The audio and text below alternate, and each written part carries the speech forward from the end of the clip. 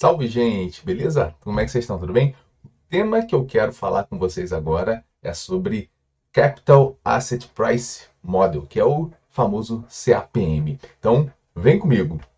O CAPM é o seguinte, é um modelo que ele analisa o risco-retorno, tá, de um ativo comparando com uma carteira de mercado. Aqui no nosso caso brasileiro, quem é o mercado? Esse mercado é o Ibovespa.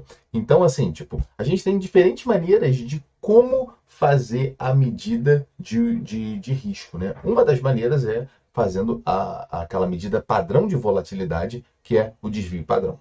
Outra forma, que é como o CAPM aqui vai interpretar o risco, é com o beta.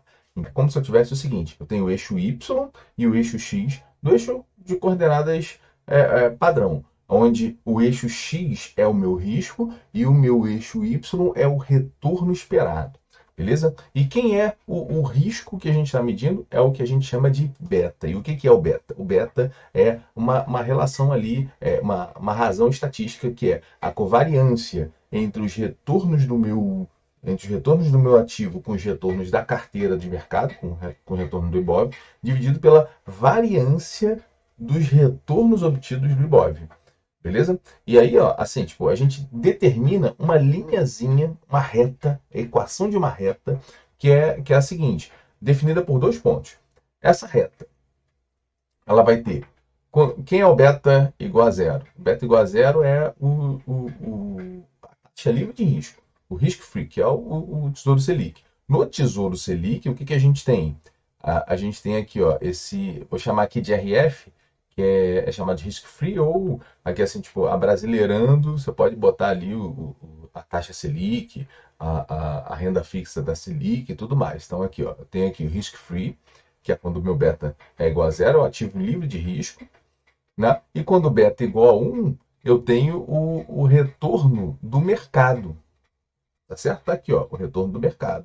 Beleza? Vocês estão conseguindo acompanhar? Show de bola. Então, agora eu faço o seguinte: isso daqui é uma reta. A gente já está acostumado que a equação da reta é o quê? Y igual a x mais b.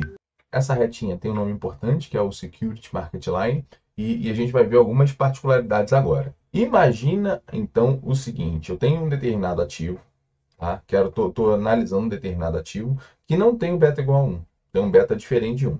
Então, qual vai ser o retorno esperado dele? Vai ser a imagem que esse beta desse título que eu estou observando tem em relação a essa reta. Então, assim, tipo, é uma medida assim simples de olhar o mercado. Então, estou olhando aqui, ó, qual é o retorno esperado pelo mercado, né, de um título que tem um beta diferente de 1. Você vai ver aqui a imagem relativa a essa reta. Então, aqui, ó, tem um ativo com um determinado beta I e o retorno dele vai ser o retorno RI. Beleza? Então, assim, tipo, na reta, na equação da reta, o que a gente tem?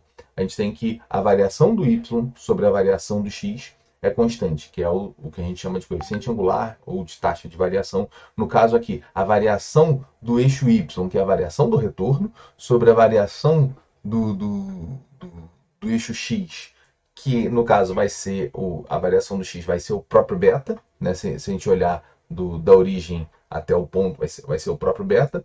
E isso vai me dar o seguinte: esse retorno aqui, o prêmio de mercado sobre esse beta é um índice importante que vocês também vão estudar. A gente não falou disso nessa prova, mas vai ser o índice de Traynor, né? Mas vamos deixar para uma outra oportunidade. Então, assim, delta y sobre delta x, pega aqui, ó, desse ponto aqui do retorno de mercado até esse ponto aqui, que é onde está o nosso risk free, a gente tem o que?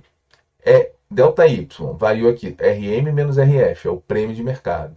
E o delta X variou 1, né, que é o próprio beta. O beta igual a 1 é o beta de mercado. Isso daqui vai ser igual, pega aqui, ó, RI menos RF, vamos fazer agora a taxa de variação daqui da renda fixa do meu Tesouro Selic até o ponto onde está localizado o risco-retorno desse ativo que eu estou analisando. Então, eu vou ter RI menos RF sobre beta I menos zero, sobre o próprio beta I. Então, a gente tem essa relaçãozinha aqui, ó, que se a gente multiplicar cruzadinho, eu vou ficar com beta I vezes RM menos RF é igual a RI menos RF aqui, ó. E aí, se eu fizer isolar o RI, quem vai ser esse retorno? Jogo menos RF para o lado de lá, vou ficar com RF, né, risk free, mais o beta, que multiplica o prêmio de mercado, tá certo? Então, esse daqui é o modelo do CAPM, beleza? Então, aqui, ó, esse modelo do CAPM, ele na verdade vai ser o seguinte: o retorno esperado, né, para um ativo que tem um beta diferente de um, vai ser o quê?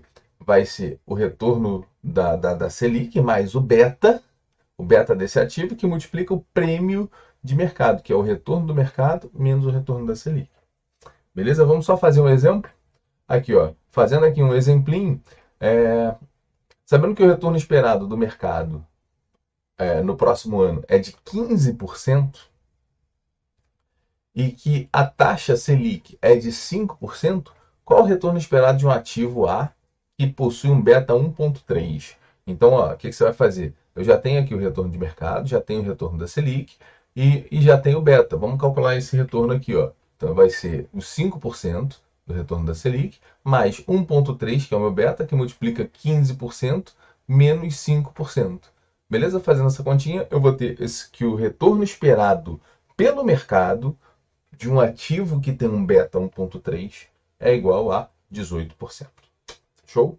Maravilha. Então, ó, esse é um assunto importante para essa nossa prova. Valeu!